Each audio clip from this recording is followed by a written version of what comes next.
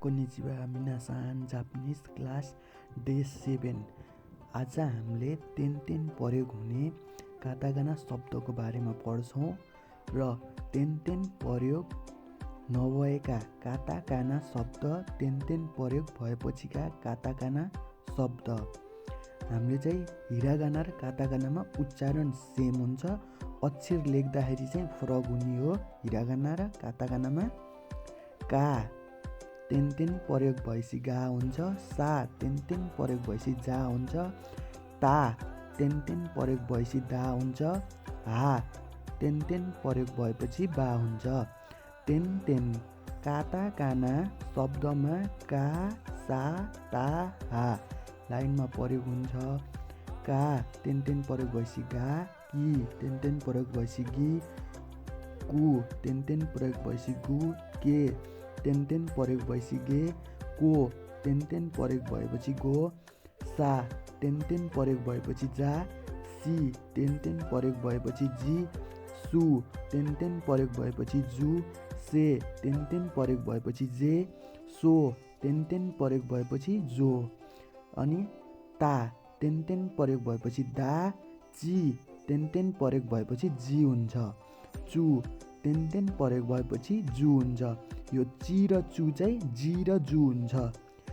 ते तेन प्रयोग भएपछि दे हुन्छ, तो तेन प्रयोग भएपछि दो हुन्छ, हा तेन प्रयोग भएपछि बा हुन्छ, हि तेन प्रयोग भएपछि बी हुन्छ, फु तेन प्रयोग भएपछि बु हुन्छ, हे तेन प्रयोग भएपछि बे हुन्छ, हो तेन प्रयोग भएपछि बो हुन्छ।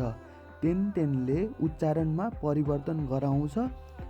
यो हजुरहरूले जान्नु पर्यो। हिरागाना र काताकानाका सबै अक्षरहरू जति पनि छन् सेम हो, एउटैमा तेन प्रयोग हुन्छ। उता जुनमा भएछ यता पनि त्यसमै हुन्छ।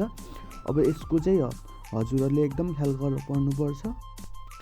आज चाहिँ हामीले डे 7मा चाहिँ हामीले काताकाना शब्दमा तेनको प्रयोग भनेर पढ्यौँ।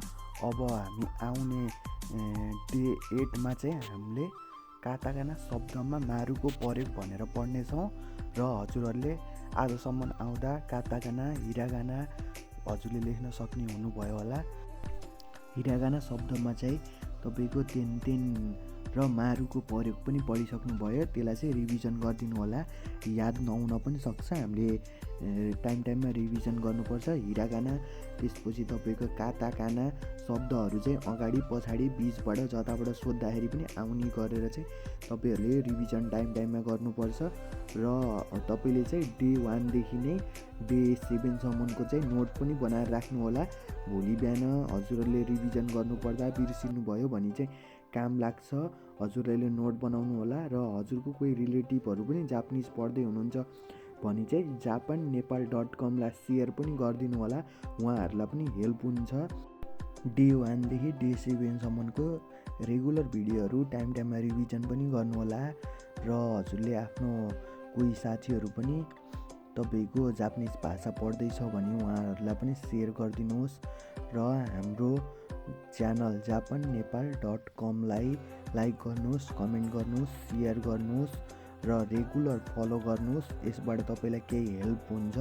हजुरहरूले पढ्दै हुनुहुन्छ, स्टुडेन्ट भिसामा जापान जाँदै हुनुहुन्छ, वर्किङ भिसा, डिपेन्डेन्ट भिसा भने चाहिँ हजुरलाई एकदम हेल्प हुन्छ। र हजुरले चाहिँ कुनै पनि जापान सम्बन्धी कुनै भिसा सम्बन्धी जानकारी लिन छ भने चाहिँ हाम्रो जापान नेपाल फेसबुक पेज छ, japanepal.com फेसबुक पेज। त्यसमा चाहिँ म्यासेज गरेर हजुरले चाहिँ रिप्लाई पाउनुहुन्छ। र हामीलाई टिकटकमा चाहिँ म्यासेज नगर्नु होला, त्यसमा रिप्लाई गर्न एकदम गाह्रो हुन्छ, धेरैजना हुनुहुन्छ। र ओके, यति भन्दै थ्याङ्क यू।